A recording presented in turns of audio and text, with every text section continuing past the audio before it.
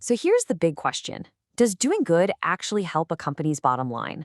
I mean, you see businesses talking about their social and environmental impact all the time. But is it all just a PR move, or is there a real business strategy behind it? Well, that's exactly what we're going to dig into. And look, the answer isn't a simple yes or no. We've got to go way beyond the surface. But by the time we're done here, you're going to have a super clear framework for understanding how and when social responsibility can drive actual business value.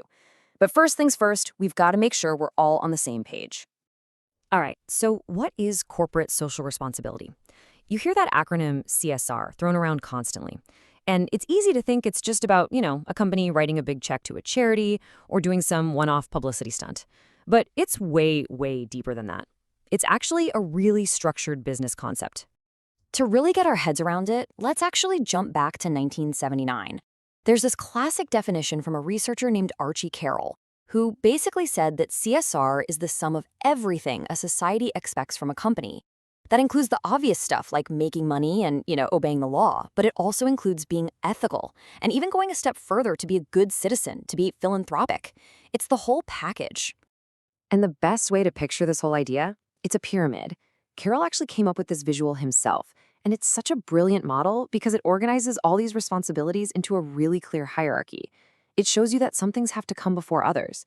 Honestly, this pyramid is like the foundational building block for understanding CSR. So let's climb this pyramid, starting at the very bottom. The foundation, the base of everything, is economic responsibility. A business has to be profitable, right? If it's not making money, none of the other stuff matters. Okay, next level up. Legal. You've got to play by the rules, obey the law. Then we get to ethical responsibility. This is about doing what's right and fair, even when the law doesn't force you to. And then right at the very peak, you've got philanthropic responsibility. This is about actively giving back and being a great corporate citizen. And here's the T. You can't just jump to the top. Each level supports the one above it. Okay, so for a really long time, when people talked about CSR, they were mostly just talking about that tippy top of the pyramid, the charity part. But, and this is a huge but, in recent years, there's been this massive shift, a total change in how businesses think about this. It's moved from being just a cost to being a core part of their strategy. And you can see that shift so clearly here. The old way of thinking, CSR was totally an afterthought. It was like, okay, we made our profit for the year, now maybe let's donate some of it. It was completely separate from how the company actually made money. But now, with strategic CSR, it's woven right into the fabric of the business. It's about using these ideas to find new opportunities and to actually get a leg up on the competition. This whole new way of thinking was really captured perfectly by two guys, Michael Torter and Mark Kramer. They called it shared value, and it's a game-changing idea. They said, hey, what if a company's success and the well-being of society aren't separate things? What if they're totally linked? The big idea is that when you solve a societal problem with your business model, you can make money and make the world better at the exact same time. It's not a trade-off. It's a true win-win. Okay, so shared values sounds amazing, right? A total no-brainer. But how do you actually do it? How does a huge company take this cool idea and make it real? Well, there's a playbook for that. Let's dive into how they actually measure and manage this stuff. And that brings us to a really tricky problem. How do you measure doing good? I mean, it's not as simple as looking at a profit and loss statement. So one of the most important frameworks for this comes from Donna Wood, and it's called the CSP, or Corporate Social Performance Model. And its whole purpose was to get past what companies say they're doing and really look at their actual actions and the real impact they're having. So Wood's model is awesome because it breaks it all down into three really easy to understand layers: the why, the how, and the what.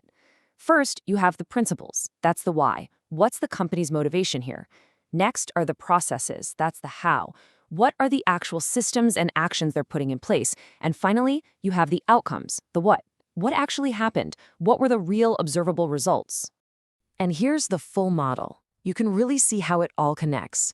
So, for example, a principle like legitimacy, the need for society to accept your business, that drives a process like managing all your stakeholders. And the outcome of that process might be a concrete social policy. See how it creates this clear, logical path from intention to action, all the way to impact? It's super smart. Okay, but if everyone's going to measure this stuff, you need a standard ruler, right? Otherwise, you're just comparing apples to oranges. And that's exactly where the Global Reporting Initiative, or GRI, comes into play. Just think of it as the official rulebook for sustainability reporting. It gives companies a standard set of guidelines so they can measure their performance, and so we can actually compare one company to another in a meaningful way. So this whole push for measurement, for standards, for data, it's all led to the modern version of CSR. And it comes in the form of a 3-letter acronym that you have almost definitely heard bouncing around: ESG. Now, this is a super important point. CSR and ESG, they're connected, but they are not the same thing. CSR is kind of the big overarching philosophy. It's the story, the values, the why.